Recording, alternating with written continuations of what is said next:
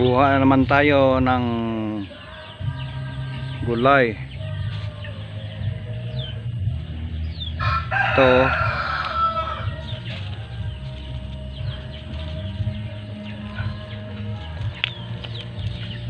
patola. Bibili ka pa ba? Alugbati,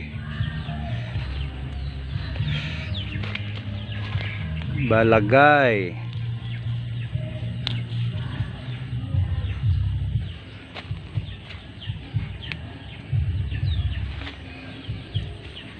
kung gusto nyo ng herbal, nandito rin.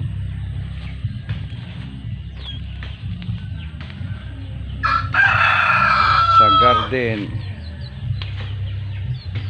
O, ito nang kuha, may alugbati na.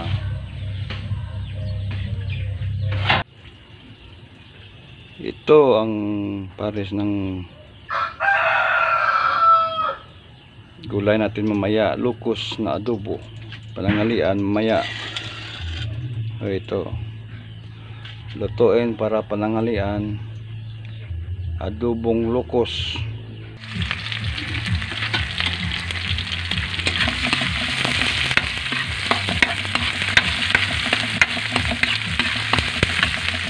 Adobo nga lukos.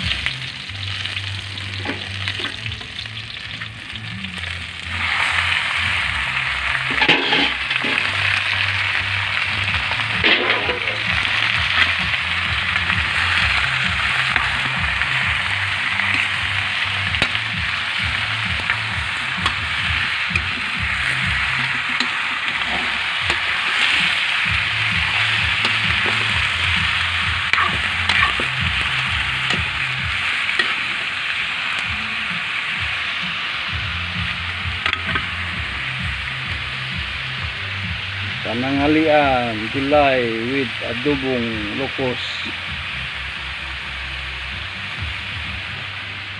Yan na.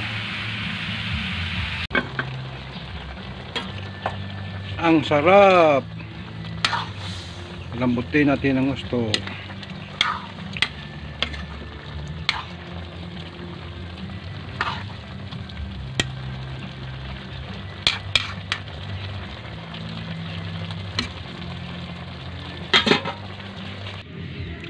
Ito naman sa gulay mamaya, oh.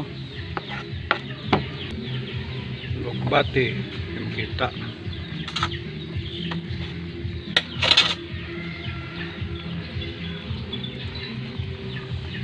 Balagay, patola, talong, at saka okra. Ito na, kain na tayo. Kain na tayo sa dek ng panangalian. Itong ulam natin ngayon, oh.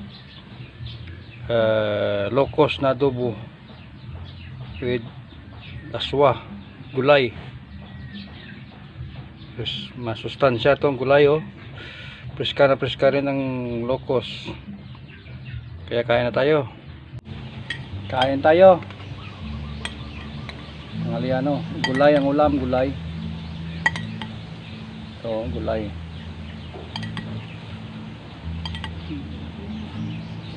Kain na. Ito, locos. Adobo na locos.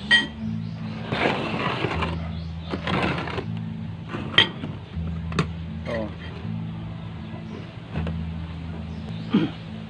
Bukas i-update ko sa aking bagong pisang sisiw.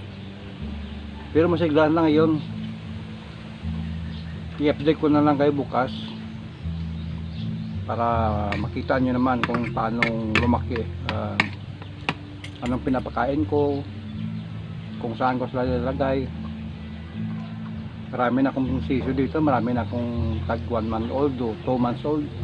Sunod-sunod na lang, yung iba naglilimno na dyan mga malakos na sunod na pagkuhan, pisa na mga itlog. Kaya siguro sa mga by 2 months siguro, marami na akong malak dito.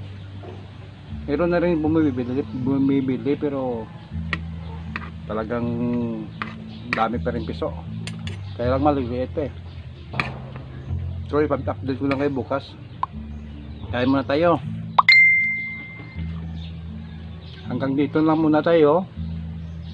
Bukas pakita ko sa inyo kung anong mga manok ko. May 1 month old, may 2 months old, may 3 months old, mayroong mga 4 months old o 5 months. Sunod-sunod lang kasi maraming inahin hindi nagsabay-sabay nung ng itlog. Kaya may naglilimlay, may nangitlog, kaya pagpisa hindi rin sabay-sabay, kaya i-update ko lang kayo palagi. So kain na lang tayo muna at i-update ko na yung kayo sa sunod. Hanggang dito na lang muna at magandang tanghali sa inyo lahat yan.